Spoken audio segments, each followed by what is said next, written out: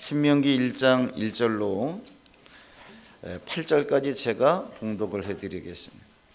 이는 모세가 요단 저쪽 숲 맞은편의 아라바 광야 곧 바란과 도벨과 라반과 하세롯과 디사압 사이에서 이스라엘 무리에게 선포한 말씀이니라. 호렙산에서 세일산을 지나 가데스 바네아까지 10하루길이었더라. 40째 해 11째 달 그 달 첫째 날에 모세가 이스라엘 자손에게 여호와께서 그들을 위하여 자기에게 주신 명령을 다 알렸으니 그때는 모세가 헤스본에 거주하는 아모리 왕 시혼을 쳐 죽이고 에드레이에서 아스다롯에 거주하는 바산 왕 옥을 쳐 죽인 후라.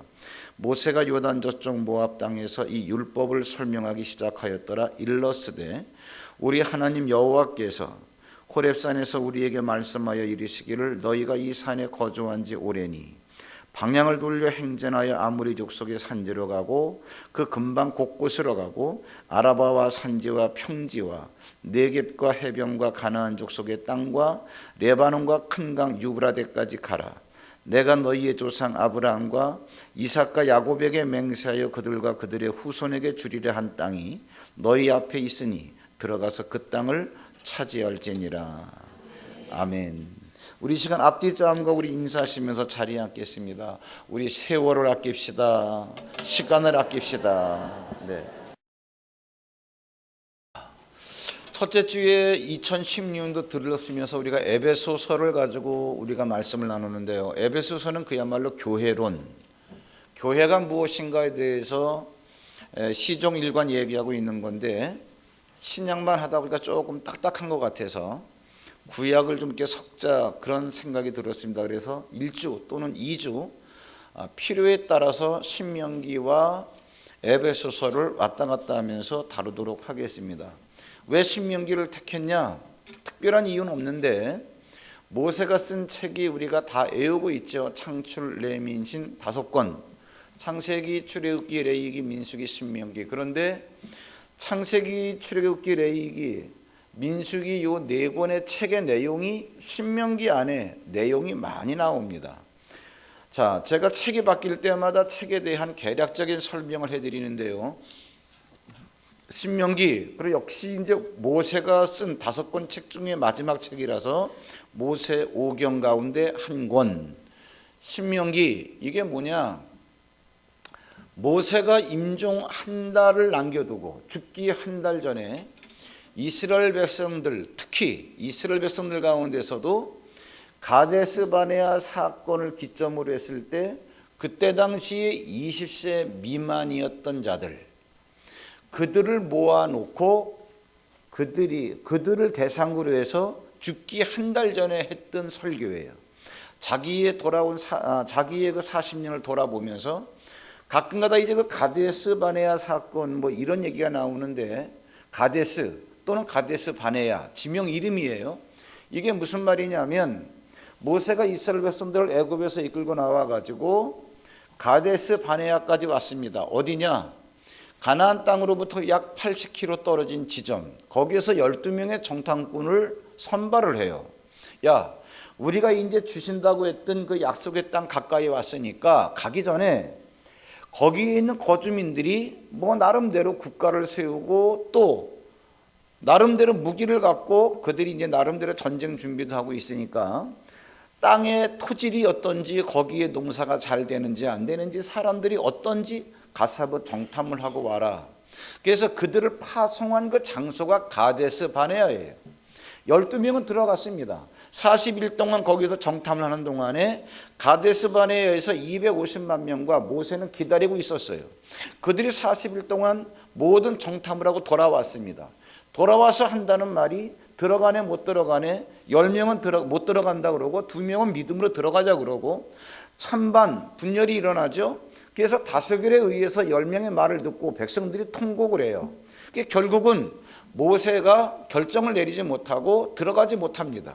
하나님께서 너희가 나의 말을 불신해서 들어가지 않았기 때문에 40일 정탐한 것을 40년으로 환산해서 하루를 1년으로 환산해서 40년 동안 방황한다. 이러한 결정이 내려진 데가 어디냐? 가데스 바네아예요. 그래서 믿음으로 들어갔으면 들어갔을 수 있었던 땅인데 믿음이 없어가지고 못 들어갔구나. 그 사건이 일어난 장소가 가데스 바네아구나. 그래서 이 가데스 바네아 사건, 그럼 이렇게 알아두시고요. 그 가데스 바네아 사건이 일어났을 때 하나님께서 뭐라고 말씀하셨냐? 지금 현재 가데스 바네아 사건 못 들어간다, 막 이러한 찬반 양론이 일어날 때 20살 미만의 사람들은 들어간다. 왜? 하나님께서 보실 때 20살 그러면 자의식이 형성이 돼서 자기 인생의 책임을 질 수 있는 나이라고 생각하셨던 것 같아요. 그러니까 20세 미만은 아직 자의식 형성이 덜 됐으니까 너희들은 책임이 없다. 그러나 20살 이상 된 사람들 가운데서 믿음으로 들어가자라고 했던 여호수아와 갈렙, 그리고 20세 미만의 사람, 얘들은 내가 인도하여 들어가겠지만 20세 이상으로서 못 들어간다라고 했던 너희들은 광야에서 다 죽을 거다. 뭐 이러한 결정이 내려진 게 가데스 바네아. 뭐 지명 이름이 조금 어렵지만 가데스 또는 가데스 바네아. 그럼 이게 그런 거구나 이렇게 알아두시고. 그러면서 이제 이 신명기는 뭐냐 하면 그 가데스 바네아 사건 당시에 이래서 너희들은 못 들어간다라고 했던 그 사건이 있었을 때 그 20세 미만의 사람들이 이제는 40년이 지나가지고 60세가 된 거예요. 그리고 60세 이상 된 사람들이 몇몇 남았겠죠. 그 사람들이 이제는 죽을 날을 바라보면서 모세가 자기도 한 달 뒤면 죽을 건데 그 가데스 바네아 사건 당시에 20세 미만이었던 대부분의 그러한 60살이 됐으니까 그 사람들을 앞에 두고 너들은 우리 같은 실수를 하지 마라. 우리가 이러이러한 실수를 했기 때문에 이렇게 많은 세월들을 허비하고 결국은 의미 없는 인생을 살았다. 뭐 이러한 설교를 하는 세 편의 설교로 형성되어진 게 신명기입니다. 그 설교 내용 가운데 창세기, 출애굽기, 레위기, 민수기의 내용이 많이 나오기 때문에 그냥 성령 어차피 주일날 우리가 한 번 하는 설교 신명기로 하자. 제가 그래서 이제 신명기를 가지고 이제 에베소서와 왔다 갔다 이제 할 겁니다. 그렇게 아시고요. 이 신명기를 읽어보면은요, 모세의 그러한 신앙 고백적인 내용이기 때문에 눈물 없이는 못 듣는 얘기예요. 더군다나 오늘은 그런 걸 다루지 않습니다만 신명기 마지막 부분에 그런 얘기가 나오는데 모세는 적과 꿀이 흐르는 땅까지 이스라엘 백성들을 인도해서 들어가야 될 사명이 있는 사람이에요. 그런데 모세에게 중대한 사건이 일어나죠. 무리바 사건. 물이 없어요. 그래서 하나님 어떻게 합니까? 반석을 쳐라, 지팡이로. 쳤더니 물이 나오는 거예요. 그 사건이 있은 다음에 38년이 지났을 때 무리바 사건이 또 일어나는 거예요. 그러니까 모세가 죽기 한 2년 전 사건이죠. 물이 또 없어요. 하나님 어떻게 할까요? 이번에는 반석에게 명령을 해라. 물을 내라 라고 말을 해. 그러면 물이 나온다. 이게 말이 안 되는 얘기 아니야? 그러니까는 이 쇳덩어리에 물을 내라 그래. 쇳덩어리에서 물이 나오겠어요? 이게 고지가 안 듣기니까는 애따 그냥 옛날에 한번 반석을 쳐본 경험은 있고 반석으로 반석을 쳤더니 물이 나왔어요. 그럼 화를 내면서 쳤죠. 2번 하나님 명령을 하라고 그러셨는데 그 사건 때문에 하나님께서 너는 믿음이 없어서 나에게 영광을 돌리지 않은 거로 너는 내가 들어간다라고 했던 땅에 못 들어간다. 이런 얘기해요. 참 그러다가 이제 이 모세가 임종을 앞두고 이 느보산에서 산꼭대기에서 가나안 땅을 바라보면서 하나님 들어가게 하소서. 그랬더니 하나님께서 2번 다시 그런 얘기로 나한테 기도하지 마. 딱 잘라버리죠. 이러한 얘기도 참 굉장히 드라마틱한데 그건 아마 다음에 신명기 마지막 부분에서 나올 거예요. 이런 것도 우리가 한번 같이 다루어 보면 하나님을 따라간다는 이 신앙인의 그런 어떠한 그 여정이 무엇인가도 이제 생각하게 하는 거죠. 자, 한 40년 가까이 된 과거의 이야기예요. 개인적인 스토리입니다. 러브 스토리. 집사람과 교제하고 있을 때 처갓집에서는 저하고 교제하는 줄 몰랐었던 모양이에요.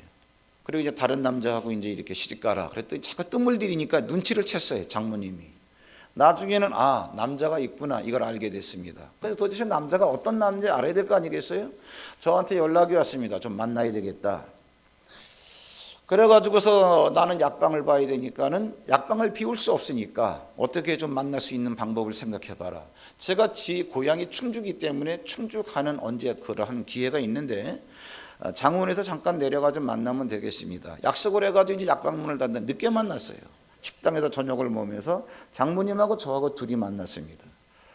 그간 상황을 쭉 들어보더니 앞으로는 그럼 이제 당신이 나의 후원자가 되어주겠다고, 결혼하는데 도와주겠다 그런 얘기죠.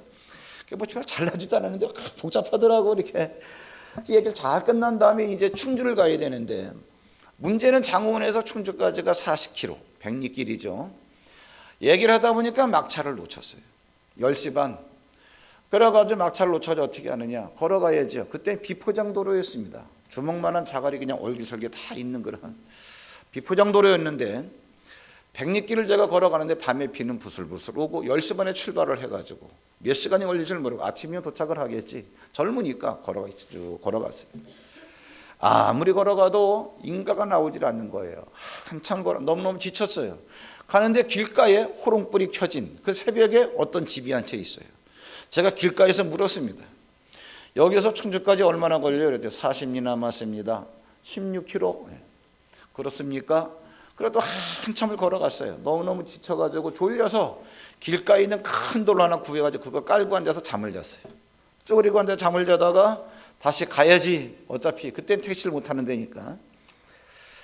한참을 걸어가다가 또 집이 한 채 나오길래 제가 물어봤습니다. 호롱불 한 대 켜진 그런 집이 있어요?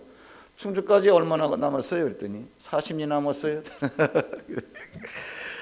근데 그 뒷말이 그 뒷말이 뭐라 그러는 거 아니, 그 방 안에서. 근데 오늘 새벽에 왜 이렇게 충주 가는 사람들이 자꾸 물어봐. 그래. 저게 무슨 말이지? 가만히 생각해 보니까 아까 내가 물었을 때 호롱불 켜진 집이 오른쪽에 있었는데 이번엔 그 집이 왼쪽에 있는 거야. 이게 뭐야? 이 비몽사몽간에 너무 졸리고 가만히 생각을 하니까 돌 깔고 앉아서 자다가 거꾸로 걸어왔던 거예요. 아하, 이제까지 축구하고 걸어왔던 게 헛된 길이었구나. 아직 그게 너무너무 성상. 그 순간적인 잘못된 선택이 아무런 의미가 없게 만들어버리는 거예요. 우리 여러분 인생을 살아오면서 그런 경우 없나요? 저 같은 경우는 이게 너무너무 지금도 가슴에 정말 천추의 한으로 남아있는데, 주변에서 제 주변에 기도하는 분들이 많았어요. 영적으로 밝은 사람들이. 그분들이 기도하면서 혜령 아빠 목회하시지, 목회하면 어때, 목회하시지. 제가 아예 질색을 하면서 그런 말 하지 마라, 그런 말 하지 마라. 10년이 지나갔습니다. 그러다가 제가 하나님을 직접적으로 만났어요. 또 직접적으로 응답도 받았습니다. 제가 가겠다고 얘기도 했어요. 그러면 가지요. 그런데 세상에 무슨 미련이 이렇게 남은지 의도적으로 주의 길을 가지 아니하고 그냥 낚시질 다니고 뭐 카페 다니면서 그냥 커피 마시고 뭐 또 여러분들이 좋아하는 그런 것도 좀 하고 3년이라고 하는 시간을 그냥 보낸 거예요. 토탈 13년. 어차피 목회할 거 내가 왜 그랬지? 라고 하는 생각이 지금도 있는 거예요. 지금도. 그 13년이 미루어졌다고 해서 다 잃어버렸냐? 그것도 다음에 기회가 되면 제가 한번 설명을 드릴게요. 하나님은요, 정말 우리가 깨닫기만 하면 절대적 시간은 잃어버릴 수 있지만 상대적 시간을 회복해 주셔요. 이걸 깨달은 자가 정말 복이 있는 자. 지금 하나님, 나는 지금까지 돌아보니까 현재 위치에서 돌아보니 내 인생이 무의미했던 시간이 너무나 많습니다. 그거는요, 다음에 해결할 기회를 제가 드리기로 하고요. 오늘은 그게 아니라 지금 이제부터 우리가 어떻게 할 거냐. 성경에 보면은 하나님의 약속은 반드시 성취가 돼요. 하나님은 약속에 의해서 일하시는 분이지 우리가 바라고 원한다고 해서 일해 주시는 분이 아니다, 그러한 얘기죠.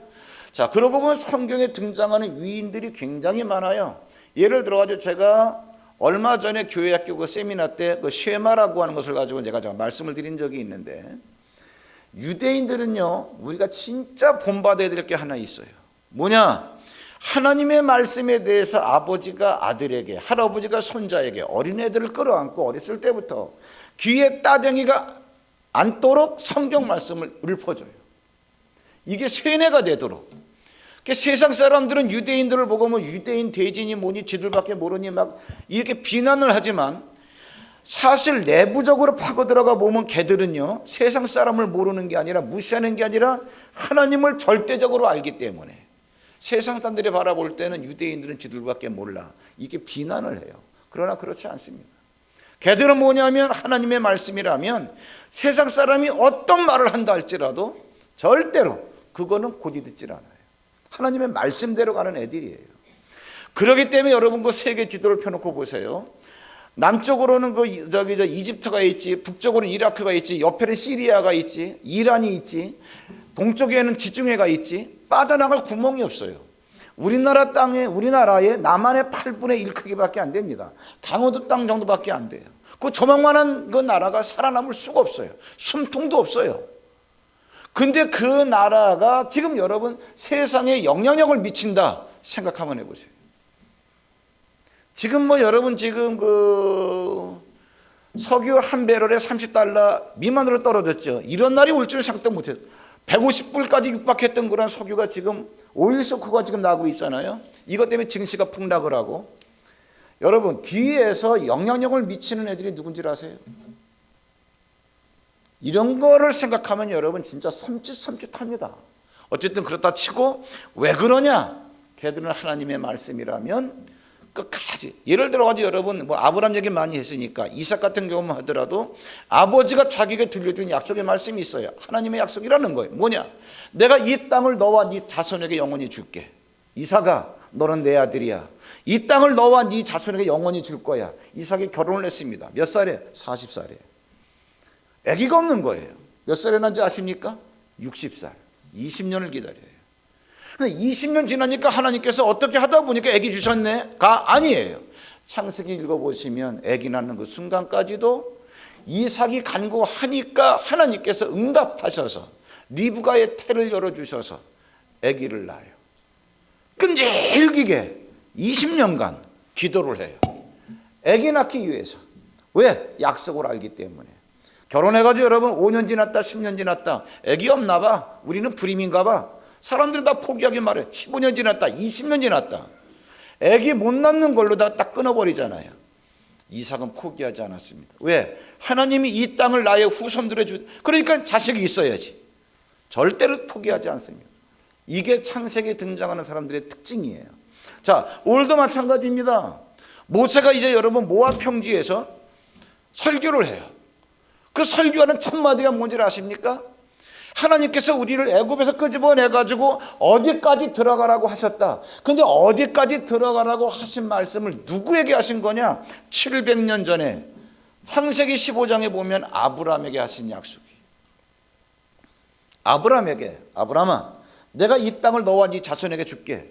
아브라함이 그랬습니다. 하나님 이 땅을 우리에게 준다는 걸 어떻게 할 수 있, 제가 어떻게 알겠습니까? 하나님께서 이러한 송아지, 이러한 염소 이런 걸 다 잡아가지고 나한테 번제로 드려.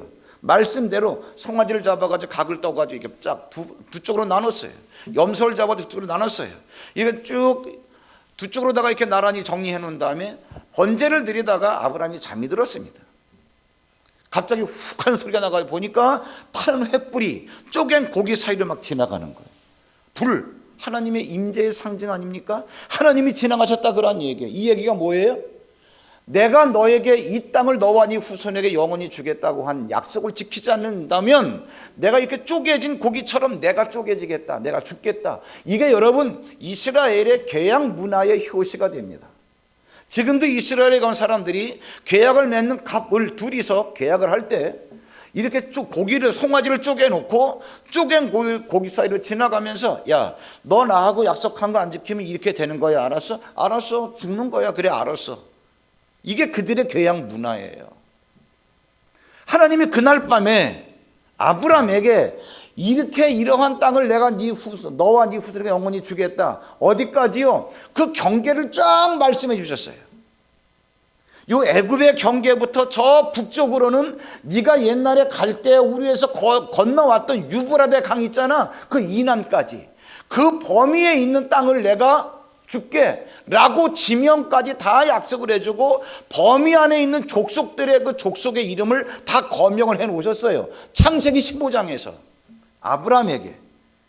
그리고 나서 700년이 지난 다음에 하나님께서 모세를 통해서 애굽에서 이스라엘 백성을 끄집어낸 다음에 모세야 저기 유브라데 강이 있는 데까지 가. 거기까지 가라고 말씀을 하셨어요. 그래서 거기까지 가려고 정탐꾼을 들여보냈는데 40년 전에 갔다 오더니 얘들이 10명은 못 들어간다는 거예요. 2명은 믿음으로 가자 그러고 믿음을 따라가야 되는데 다수결에 의해서 10명의 말을 듣다가 못 들어간 거예요. 그래서 40년 갖다 방황을 한 거예요.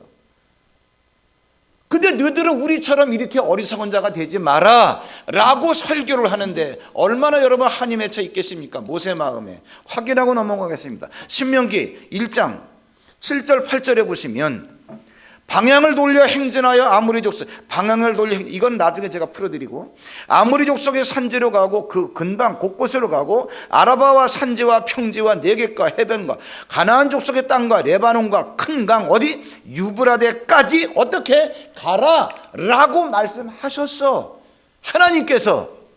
근데 거기를 못 들어간 거예요. 왜 못 들어갔냐?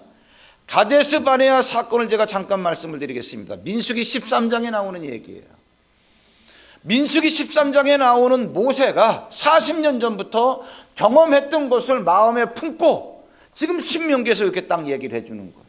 가데스 바네아에서 모세가 12지파 가운데서 한 명씩 대표를 뽑아가지고 가나안 땅에 들여보냈어요. 갔다 와. 갔습니다. 에스골 골짜기에 이렇게 12명이 숨어가지고 보니까 땅이 너무너무 좋은 거예요.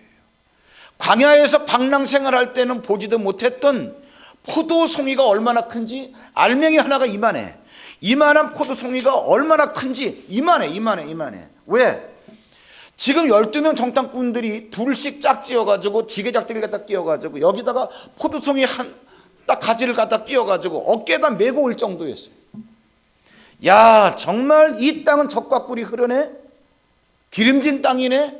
근데 문제는 뭐냐 하면 포도송이를 따다가 거기에 살고 있는 사람을 본 거예요. 누구냐? 안악자손. 안악자손 그러면 누굴 말하느냐? 거인을 말하는 거예요. 거인.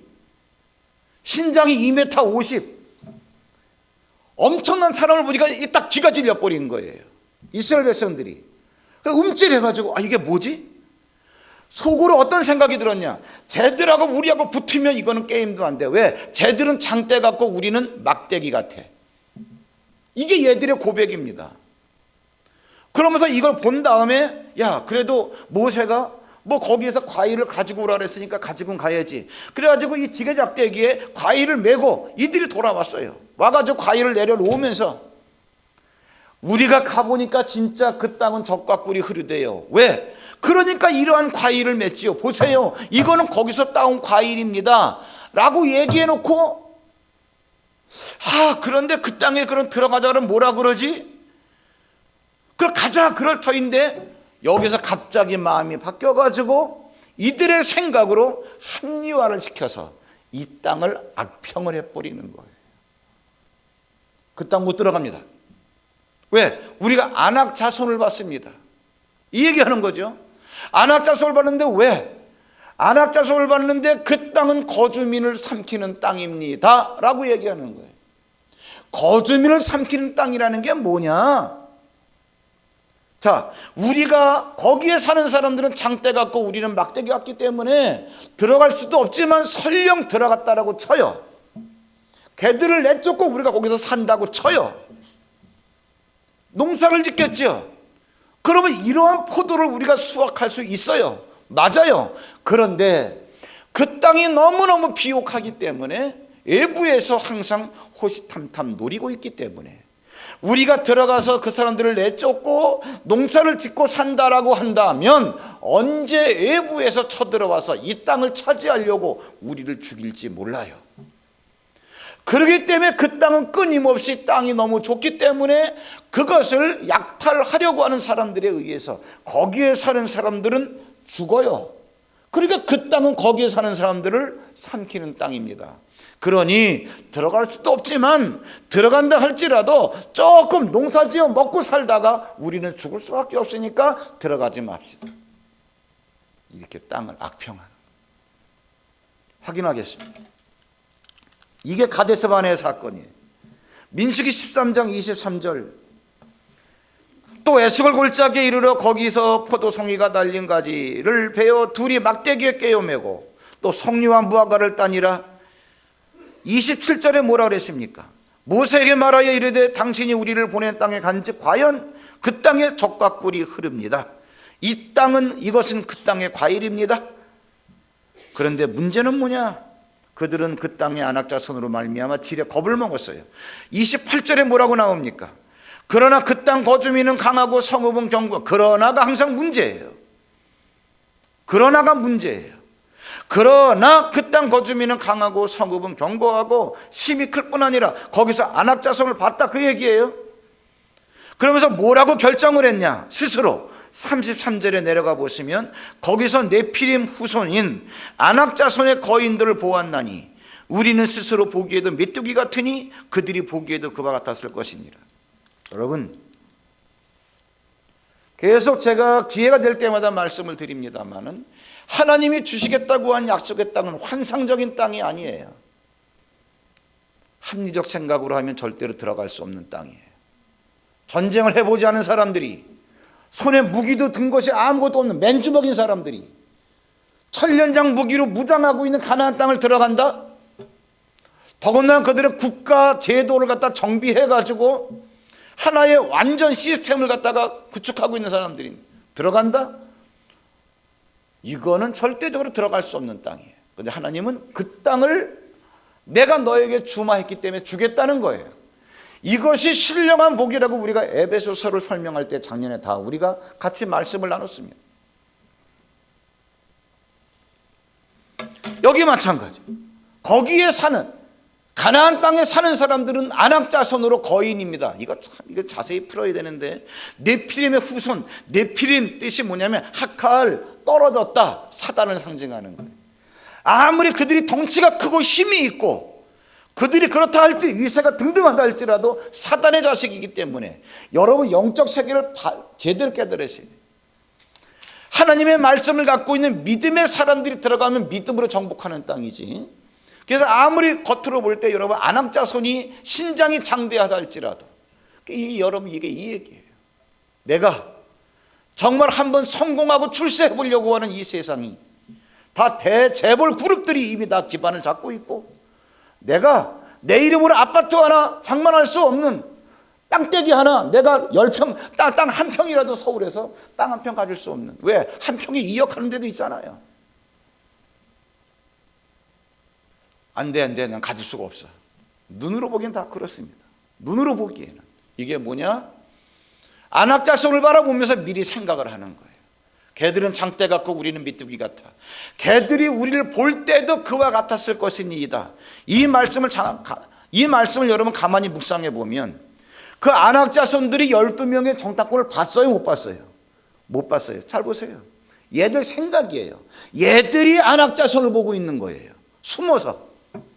그들도 우리를 봤을 때 그들도 그렇게 생각했을 것이니이다. 이 얘기는 얘들의 생각이에요.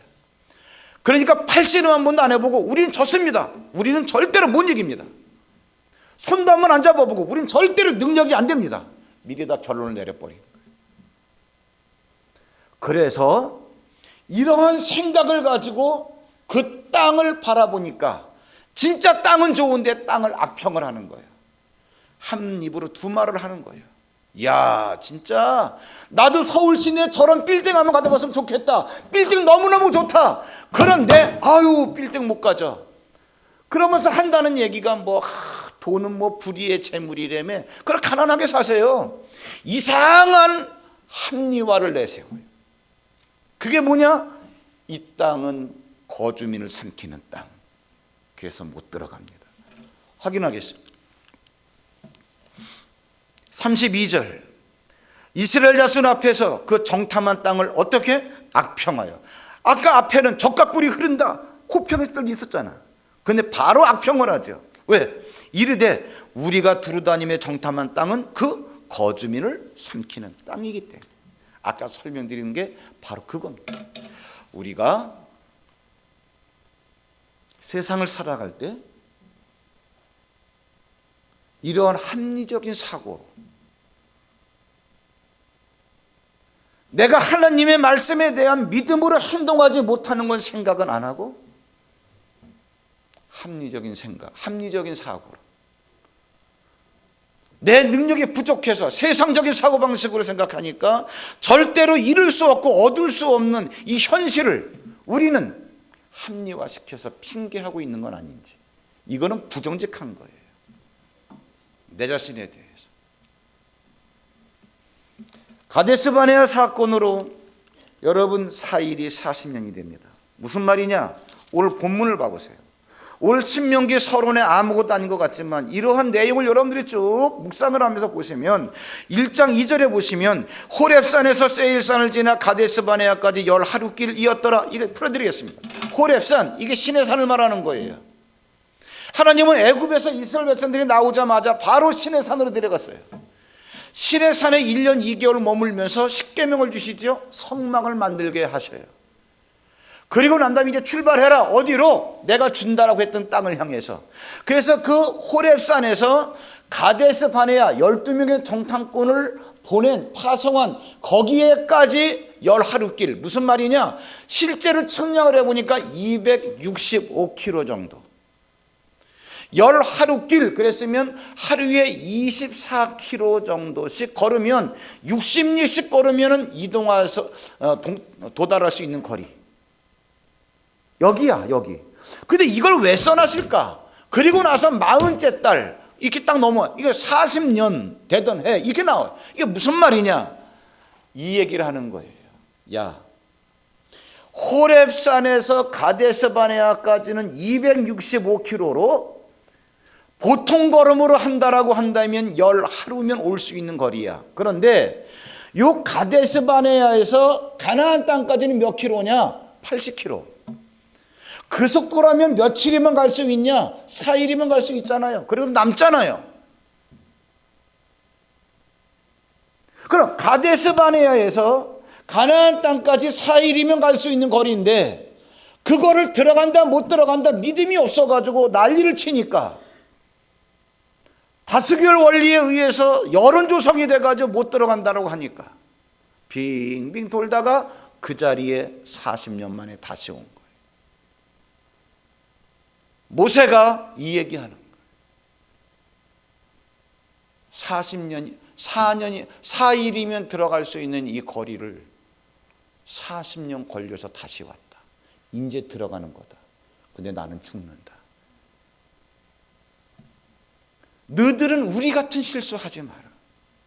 우리가 40년 전에 약속의 말씀을 믿고 들어갔으면 들어갈 수 있는 건데 이제 왔다. 바로 그 얘기하는 거예요. 우리가 오늘 이 모세의 설교를 통해서 우리가 무엇을 깨달아야 되느냐? 하나님의 약속은 더딜지라도 반드시 성취가 됩니다. 뭐냐? 보세요 여러분, 끔찍한 사건이 하나 있어요. 사건이 아니라 사건은 사건이죠. 열왕기상 4장 21절에 보면은 이들이 여호수아에 의해서 들어갔어요. 다윗 왕국을 세웠어요. 그의 아들 솔로몬 때 얼마나 그 솔로몬이 치리하는 범위가 넓었던지 그 경계가 쫙 나옵니다. 솔로몬이 치리했던 영역이 어딘데?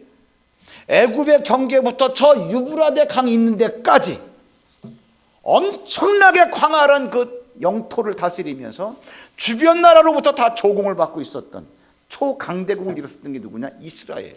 솔로몬 왕 때. 이게 언제 약속된 겁니까?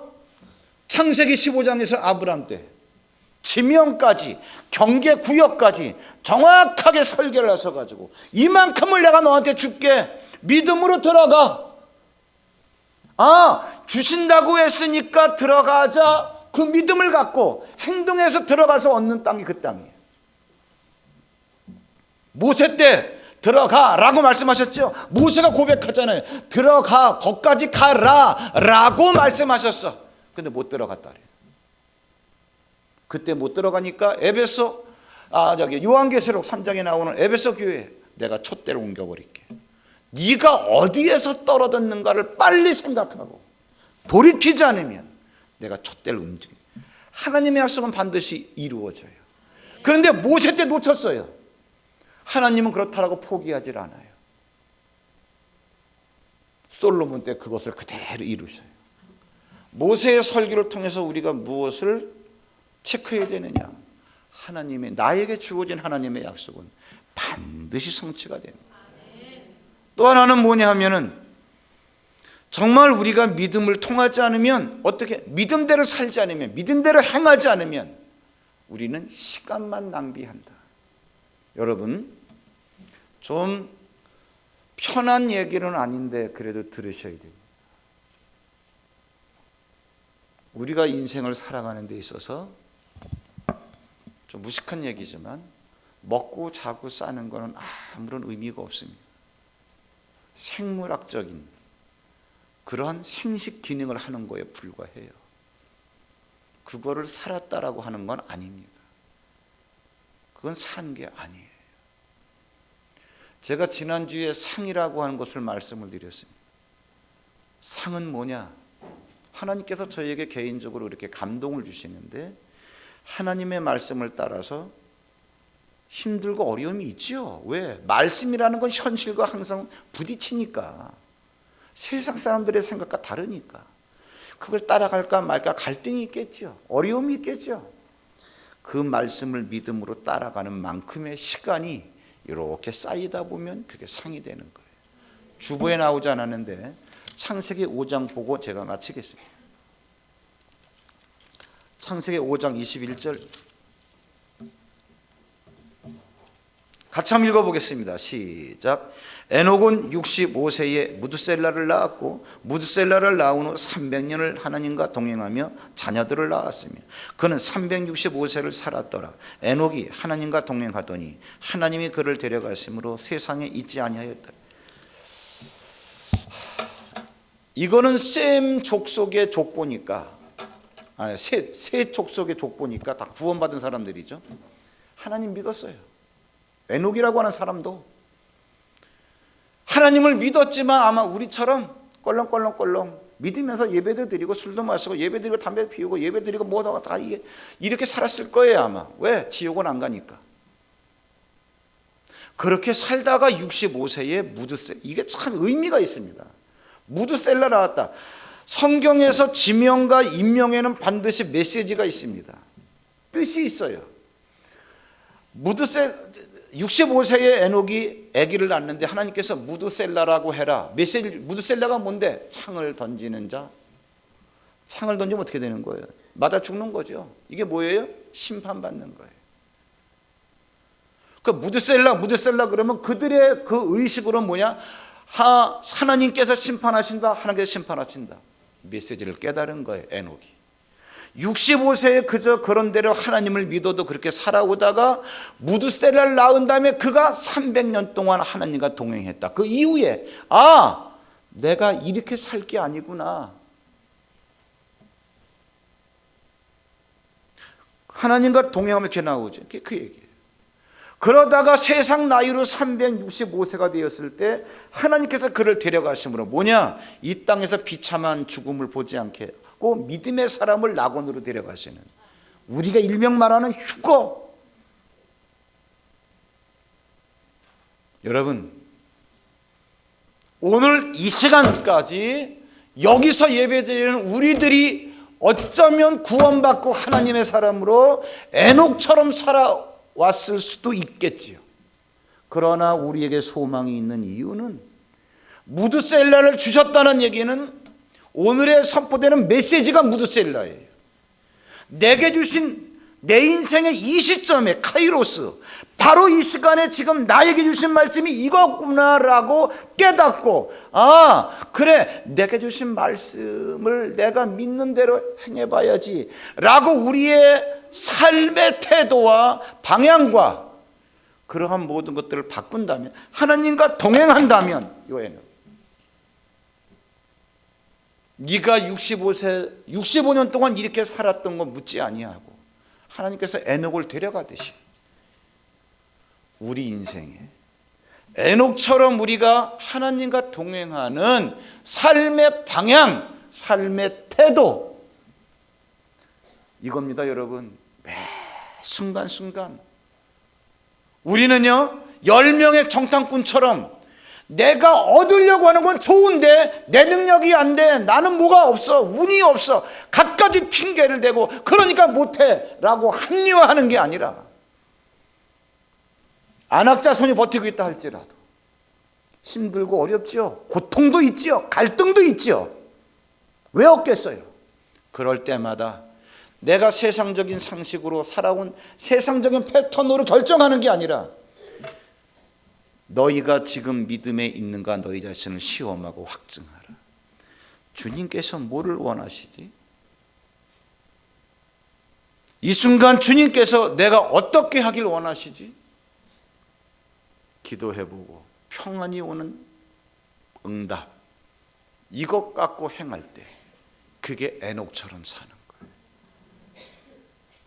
여러분의 삶의 방향이 이렇게 수정만 된다면, 창세기 때도 휴거가 됐었는데, 뭐 주일 예배는 어차피 한계가 있는데 휴거에 대해서 영적으로 깊이 들어가면, 여러분 이거요, 엘리야도 당한 게 아니고 휴거했잖아요.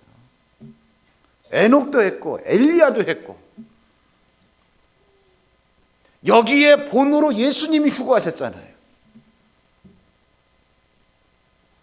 이거 조금 어려운 부분이지만 이런 부분까지 여러분들이 쭉 사모하시면 우리 인생은 그래 세상 사람처럼 먹고 마시고 자고 싸고, 먹고 마시고 자고 싸고, 생물학적인 반복 운동하는 게 사는 게 아니구나 아실 겁니다. 사일이 40년 되지 아니하도록 여러분 삶에 정말 하나님의 은혜, 하나님의 생명이 풍성한, 질이 있는, 생명력 있는 삶이 되시길 주의 이름으로 축원합니다. 우리 이 시간 나의 하나님, 나의 하나님, 나의 하나님 아버지, 우리 찬양하시면서 드린 예물 봉헌하도록 하겠습니다.